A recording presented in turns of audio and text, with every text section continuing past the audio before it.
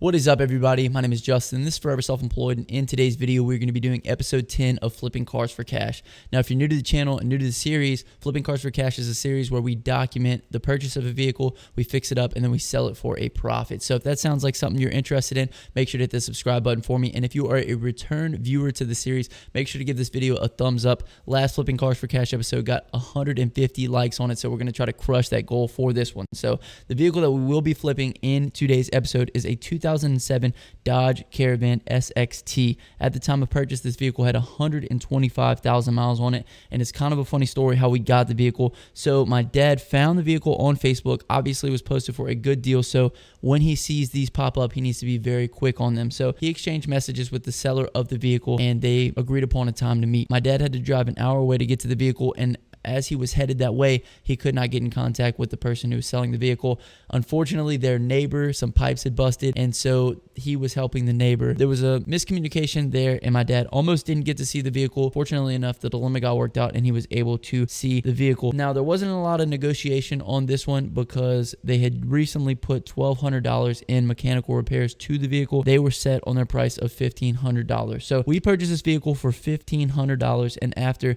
gas to drive it back and taxes, we were in it for a total of $1,800. So an $1,800 investment for a 2007 Dodge Caravan SXT. Those of you guys who don't know, the SXT is like the top of the line for these Dodge Caravans. So this vehicle came equipped with side doors that open with the push of a button, the rear tailgate open with the push of a button, dual climate control. It also had cooled seats on the front. So a number of different features for the price that we paid and the mileage that it had. It was an incredibly good deal. Like I said, we were in it for $1,800. Now, this vehicle was in incredibly good shape as well, because as you guys know, if you've watched the series, usually we have to do a number of different things to them to get them to where they need to be sold. For this one, all we needed was a good detail. So interior, exterior detail. For the interior detail, I did just a vacuum as well as a carpet cleaning, and then, cleaning off the dash, getting scuff marks off the doors, the seats, things of that nature. My dad did an exterior buff on this one, so getting some of those surface level scratches out. We did a headlight restoration, which we've been doing on the past few, which is just sanding down the headlights to a certain extent and then polishing the lens out so that way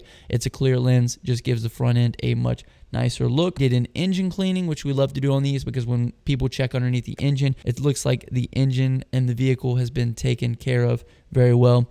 We also did a rim cleaning on this one, which, as you guys can see, the rims were absolutely terrible before we touched these. So the rims took a lot of the work on this one, which is strange, but had a lot of curb rash and things of that nature on them. I also blackened out the wheel wells, and we put some brand new floor mats in this one just to help, top everything off and give it that finished look. So as you guys can see here, the vehicle finished out very, very well. It looked very good. The pictures came out extremely well on Facebook, so we wanted to price it as high up on the market as we could. So we maxed out the market value of this car. We listed it out for $3,800. So we're in it for 18. We listed it for 38. That's 2,000 profit if we can sell it at that point. However, I learned a big lesson in this one. We priced it way too high coming out the gate. The supply is too great for the market demand for these vans. So like as I listed it, days later, as I'm checking it, I saw other vans that were listed for like $1,000, $1,200, $1,500. They weren't as nice, didn't have all the features, but for somebody to jump up to that price point, it's just, I think people would rather get maybe an SUV for that price point. So the demand on the vans wasn't as high, especially for what we were asking. We were priced way too high in the beginning. So 3 weeks into the vehicle listing, I wasn't getting too much attention on it. I did get a few messages here and there, people asking, was the price negotiable, things of that nature. Finally, a lady came and messaged me, and she said she wanted to see the vehicle. I went out, showed it to her and her friend. She ended up liking it. She wanted to buy it, but I guess her dad had to pay for it. That whole deal didn't end up working out. We had some communication, and she was like, oh, well, I just need to get the money from my dad, and he's out of town, and I have to go to the DMV and take care of some license things. So anyway, I ended up showing the vehicle to someone else. I don't normally hold vehicles unless someone leaves me a deposit. This lady in this circumstance did not leave me a deposit, so I showed it to an older gentleman. About a week later, he ended up loving it. He ended up buying it, and I actually never heard from that woman again. So that goes to show you why you don't wait on people, especially when they just give you a verbal, yeah, I want it, I'll buy it. 9 times out of 10, they don't come through.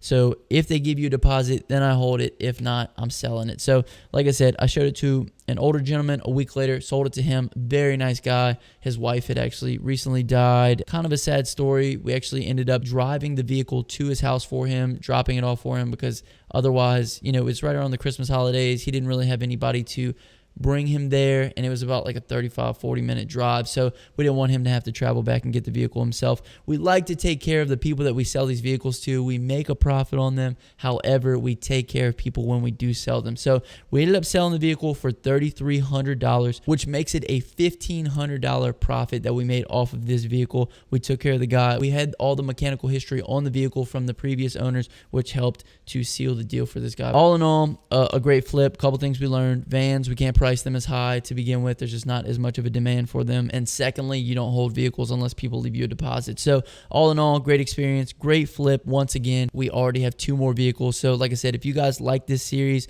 make sure to hit the thumbs up button for me. And if you guys want to see more of these, make sure to hit that subscribe button, because I will have plenty more coming out. If you made it this far in the video, comment your mom drives a minivan. That'll be something funny that everybody can laugh at. I'll catch you guys in the next one. Until next time, hustle hard and get that money, baby. Peace.